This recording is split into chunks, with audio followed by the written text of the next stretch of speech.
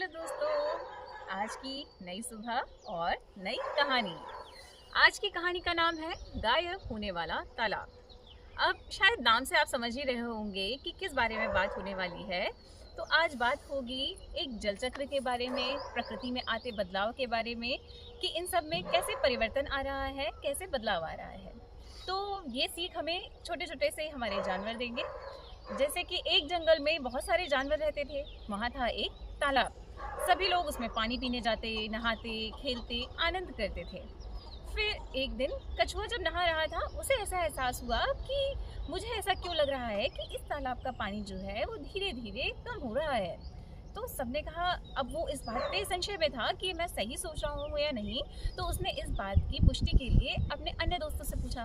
उसने कहा, आज जब मैं नहा रहा था मुझको ऐसा लग रहा है कि इसका पानी थोड़ा कम हो रहा है। तो उसने कहा, कहीं मैं ये सपना तो नहीं देख रहा। ऐसा करता हूँ, मैं इसमें डुबकी लगा के देखता हूँ।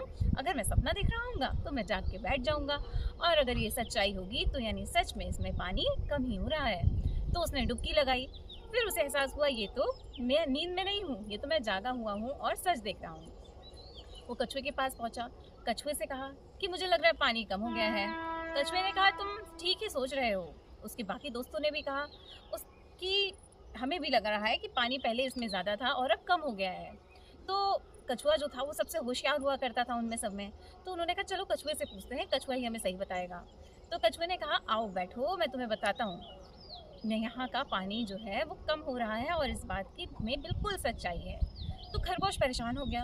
उसने सोचा, अगर ये पानी ऐसे ही धीरे धीरे कम होता रहेगा तो हम कैसे खेलेंगे, मज़े कहाँ करेंगे, पानी कहाँ पिएंगे, और हमारे तो दिन कैसे कटेगा। तो कछुए ने कहा, देखो ये तालाब का पानी है। अभी मौसम चल रहा है गर्मी का, और गर्मी में क्या होता है कि पानी जो है वो धीरे धीरे धीरे धीरे छोटी छोटी बूंदें बनकर ऊपर आसमान में उड़ जाता है। वही बाद में जाके जो है वो बारिश करता है, बादल बनाता है।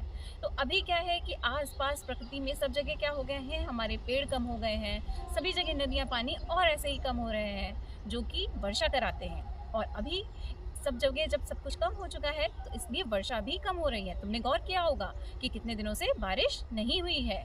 अभी कुछ समय बाद बारिश का पूरी तरह मौसम आएगा तो इसमें पानी तो आएगा, पर बढ़ती गर्मी के कारण, पेड़ों की कटाई के कारण और आसपास के प्रदूषण के कारण जो है हमारा वातावरण बहुत खराब हो गया है। जिसके कारण एक समय ऐसा आएगा कि इतना बड़ा सा दिखने वाला तालाब इतना सा रह जाएगा, और क्या पता ये इतना भी ना रहे। तो इसके लिए हमें, तुम्हें और पूरी मानव जाति को ये समझना पड़ेगा कि प्रकृति के साथ खिलवाड़ नहीं करना है। अगर हमें प्रकृति से सब कुछ पाना है, जैसे कि प्रकृति से हवा, फूल, फल, पेड़ और सुंदरता, तो हमें इसको सुरक्षित रखना होगा ताकि हम भी खुश रह सके और मानव जाति भी।